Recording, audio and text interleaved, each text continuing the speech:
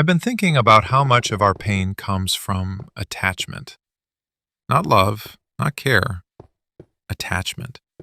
That tight grip you have on outcomes, on people, on how things should go. Because the moment you're attached, you stop being present. You start negotiating with the future. You're no longer asking, is this good for me? You're asking, please don't take this away. And that's where the suffering begins. I see it in myself a lot. The more I attach to someone, the more anxious I become. I read into messages, I overanalyze tone, I replay conversations. Not because I care deeply, but because I'm scared of losing. Attachment turns love into fear. It makes your peace conditional. You're only okay if things go a certain way, if they text back, if they choose you, if the plan works out. And the scary part is how subtle this is. You don't notice attachment forming. It feels like hope at first. But slowly, your happiness starts shrinking around one thing, one person, one outcome. And when that thing wobbles, you wobble. I've noticed attachment grows strongest when there's uncertainty. When something isn't secure, your mind fills the gap. You don't get clarity, you get obsession. And you call it love because admitting it's fear would hurt too much. Attachment also makes you ignore reality. You stop seeing people as they are and start seeing who you want them to be. You rationalize inconsistency. You explain away red flags. You tolerate anxiety because the alternative feels like loss. But loss would actually hurt less than this constant tension. That's the lie attachment tells. It says holding on protects you, but really, it just stretches the pain out longer. And what messes with me the most is how normalized this is. We're taught to chase, to cling, to fight for things no matter the cost. But no one talks about how exhausting that becomes, how it slowly erodes your self-respect. You stop asking if something is aligned, you only ask if it's still possible.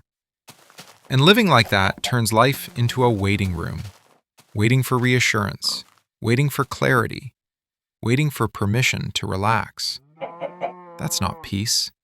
That's attachment. What's uncomfortable to admit is that attachment isn't really about the thing. It's about what we're afraid to feel without it.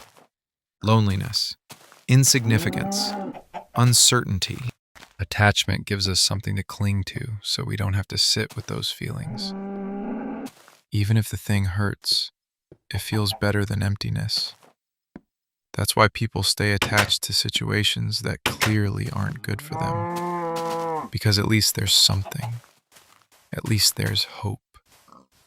I've caught myself doing this. Holding on to people who are inconsistent, not because they treated me well, but because they filled a void.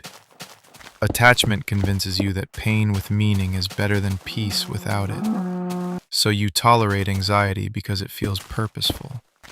You tell yourself you're being patient, that you're being mature. But really, you're afraid of letting go and facing the quiet that comes after.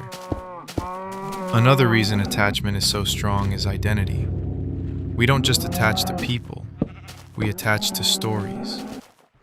I'm the one who waits. I'm the one who almost had it. I'm the one who just needs more time. Letting go would mean rewriting the story. And that's scary. Because then you have to ask, if this wasn't meant for me, who am I now? Attachment also feeds on control. When you're attached, you think you can manage the outcome if you just try harder. Say the right thing. Wait the right amount of time. Be more understanding. It creates the illusion that effort guarantees results. But effort doesn't guarantee alignment. And that's a painful truth. So instead of accepting reality, we fight it. We cling. We bargain with life. And every time reality doesn't comply, it hurts. That's why attachment is suffering. Not because caring is bad, but because attachment demands certainty from a world that doesn't offer it. And the more you demand certainty, the more anxious you become. Detachment doesn't mean you stop caring. That's the biggest misunderstanding. It means you stop gripping. You allow things to exist without demanding they stay. And that's hard, because when you let go, there's a moment where it feels like loss, like failure, like you gave up too early. But what you're really letting go of is the illusion of control. I've learned that most of my suffering wasn't caused by things ending.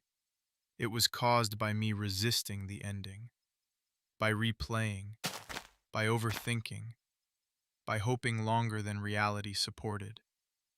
Detachment isn't an instant switch. It's a daily practice. You notice the urge to check your phone, and you don't act on it. You notice the story your mind is telling, and you don't feed it. You feel the pull, and you let it pass. Not because you don't care, but because you care about your peace more. Letting go also forces you to face yourself. Without the distraction of attachment, you're left with your own thoughts, your own needs, your own emptiness. And that can be uncomfortable, but it's honest. And honesty hurts less in the long run than living in a constant state of waiting. What I'm slowly realizing is that the right things don't require this level of suffering. They don't need you to shrink or overthink or abandon yourself. They don't keep you in suspense about where you stand. So if something requires you to constantly brace for impact, that's not depth, that's attachment. Letting go doesn't mean you lose something valuable. Sometimes it means you finally stop losing yourself. And yeah, it's lonely at first, but that loneliness is quieter than the chaos attachment creates. And eventually that quiet becomes space. Space to breathe, space to feel whole again, space to want things without suffering for them. If you're struggling with attachment right now, you're not weak, you're just human. And you don't have to become colder to find peace. You just have to loosen the grip. That's where the suffering starts to end.